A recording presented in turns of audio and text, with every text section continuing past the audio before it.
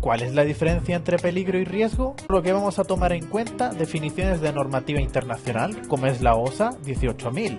Por lo tanto, tendremos que peligro, tendremos una fuente, situación o acto con potencial para causar daño humano o deterioro de la salud, o una combinación de esto. Como ejemplos de peligro tendremos prácticamente cualquier elemento del entorno, incluso nosotros mismos. Tendremos el ejemplo de fuente, el aire acondicionado, ruido, vibraciones. En el caso de una situación de peligro tenemos los pisos resbaladizos, semáforo en mal estado, trabajos de altura, y en el caso de actos, bajar las escaleras corriendo, fumar en ambientes combustibles, todo eso que pueden incluso ser acciones subestándar, pero para ello debemos tener un estándar, que suele ser un poco más complicado tenerlo todo contemplado.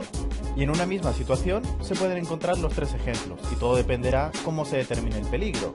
Veámoslo con un ejemplo. Adelante, producción. Y es que, para un mismo caso, tendremos que, según la fuente, vehículos en el sentido contrario, con baja visibilidad. La situación de peligro sería debida al adelantamiento. Y adelantar en línea continua supone un acto peligroso. En cuanto al riesgo, se define como una combinación de la probabilidad de que ocurra un suceso o exposición peligrosa y la severidad del daño o deterioro de la salud que puede causar el suceso o exposición. Y en palabras sencillas, lo que viene a decir es que el riesgo se mide e indica qué tan probable y dañino sea un suceso. También se pueden emplear diferentes tablas de ponderación para cuantificar el riesgo, pero no obstante, es importante definir uno y basar las evaluaciones en un criterio específico. Y tendremos diferentes tipos de riesgo. Está el riesgo puro, que es aquel donde no se ha aplicado ninguna medida de control. El riesgo residual, por su parte, es todo lo contrario, donde ya se ha realizado medidas de control. Y por último tendríamos el riesgo aceptable, que es aquel que se ha reducido a un nivel tal que es tolerable para la organización, teniendo en cuenta sus obligaciones legales y la política de seguridad y salud en el trabajo. Y si nos basamos en la siguiente clasificación para la identificación de peligros, tendremos las personas por un lado y el equipo, maquinaria, materiales, ambiente y métodos de trabajo por otro lado, siendo que las personas realizan actos peligrosos y en cambio los equipos, materiales, siempre serán o fuente o situación de peligro. Junta de Andalucía, Consejería de Trabajo e Industria, Dirección General de Trabajo y Seguridad Social, presenta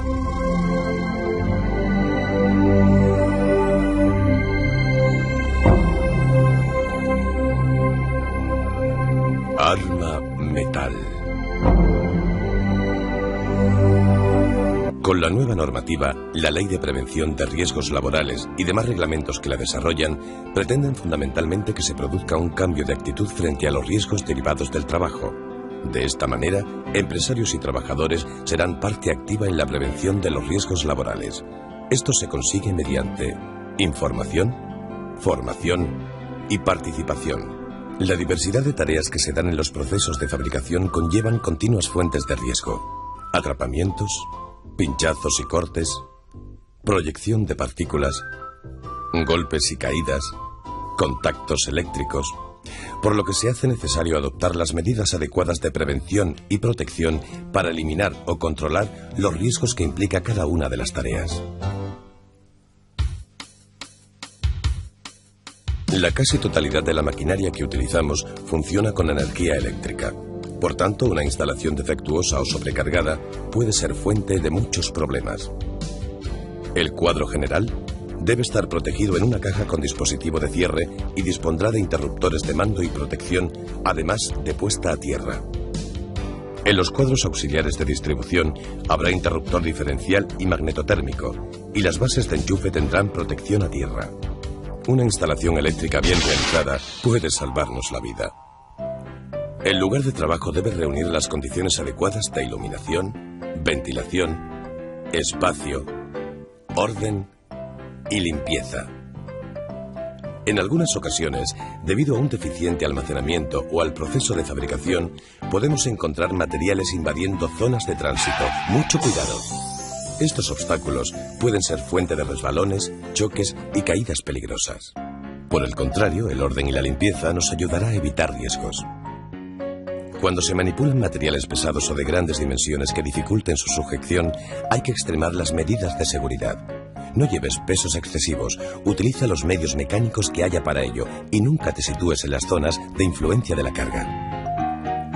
Al usar grúas o polipastos, hay que asegurar que la carga está centrada y las eslingas y estrobos trabajan en un ángulo menor de 90 grados. Pondremos especial atención en que no se crucen, ya que podría cortar la una a la otra. Si tienes que desplazar una carga, asegura la visibilidad del recorrido y cerciórate de que no haya nadie en las zonas de influencia de la misma. Evita las posturas inadecuadas que pueden sobrecargar la estructura muscular y esquelética del organismo. Recuerda que el esfuerzo deben hacerlo las piernas, manteniendo la columna vertebral recta. Almacena los materiales de modo racional y ordenado. Además de ocupar menos espacio, serán más accesibles y evitaremos riesgos innecesarios. Para el corte de chapas, suelen usarse las cizallas de guillotina. Estas máquinas estarán provistas de un sistema de protección fija consistente en una rejilla colocada a la distancia adecuada para evitar la entrada de las manos o los dedos más allá del límite de la zona de peligro. Así, eliminaremos el riesgo por atrapamiento que puede darse entre la pieza de corte y el soporte, los pisones o las cuchillas. La chapa a cortar estará bien apoyada sobre la mesa de trabajo, no la sujetes a pulso, ya que puedes encontrarte con golpes imprevistos. En el corte mediante tronzadora, el disco deberá estar protegido con una pantalla de material resistente, bien retráctil o basculante.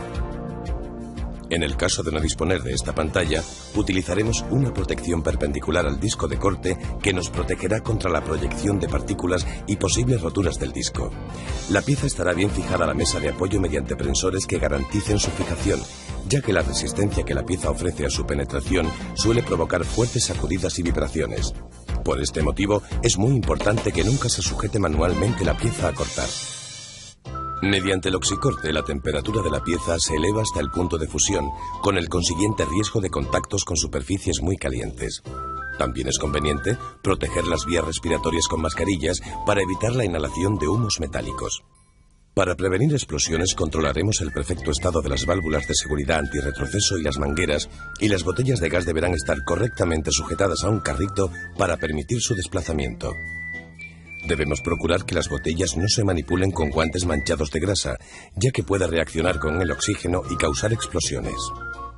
Las botellas que no se usen, tanto vacías como llenas, estarán perfectamente almacenadas en un lugar ventilado que reúna las correspondientes medidas de seguridad, a resguardo de la intemperie y de las altas temperaturas y a ser posible situado fuera del taller. Las botellas estarán fijadas en posición vertical y agrupadas entre sí de acuerdo con el tipo de gas que contengan, manteniendo estos grupos separados para evitar confusiones. En las prensas de troquelar y prensas de estampación, se puede prevenir el riesgo de atrapamientos mediante el uso de troquel cerrado que impida el acceso a la zona de peligro. Resguardo móvil con sistema de enclavamiento. Apartacuerpos. Mando a 2 manos. O detectores de presencia.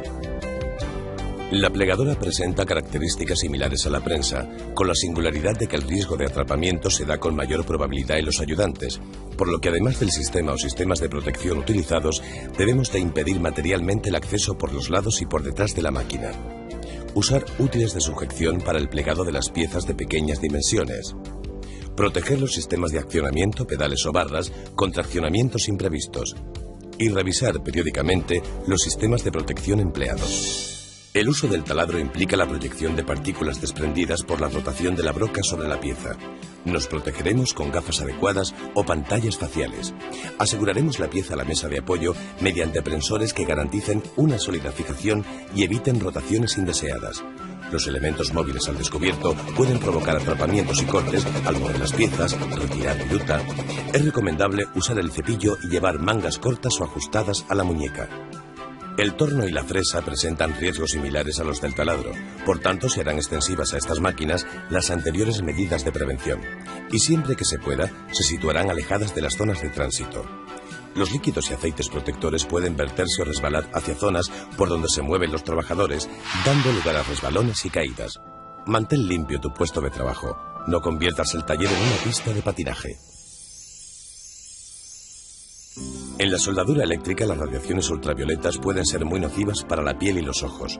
También se producen partículas incandescentes y elevadas temperaturas, por lo que deberán utilizar pantallas faciales y mandiles tanto el soldador como el ayudante. Aunque no suele existir sensación de riesgo, la inhalación de humos tóxicos procedentes de las reacciones químicas que se producen entre electrodos y metal se traducen en enfermedades profesionales. Esto puede evitarse utilizando sistemas de extracción localizada y si no fuese posible y se realiza esta tarea regularmente, será necesario protegerse con mascarilla. Los equipos de soldadura eléctrica tendrán una correcta conexión a tierra y deberán estar en perfecto estado de mantenimiento. Las reparaciones provisionales y las chapuzas pueden pagarse muy caro. Las bornas del grupo siempre estarán protegidas con su tapa cubrebornas aislante que ayudará a evitar riesgos por contactos eléctricos directos. Mucho cuidado si tienes que soldar estando en ambientes húmedos o mojados o sobre superficies altamente conductoras. Así está mucho mejor.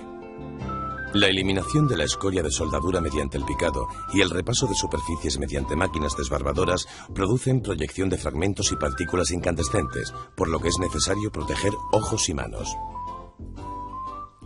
En las tareas de desbarbado, asegura la pieza de modo que no se produzcan movimientos incontrolados y utiliza siempre el disco recomendado por el fabricante. No lo sometas a sobreesfuerzos o torsiones. Y no quites nunca las protecciones de la máquina.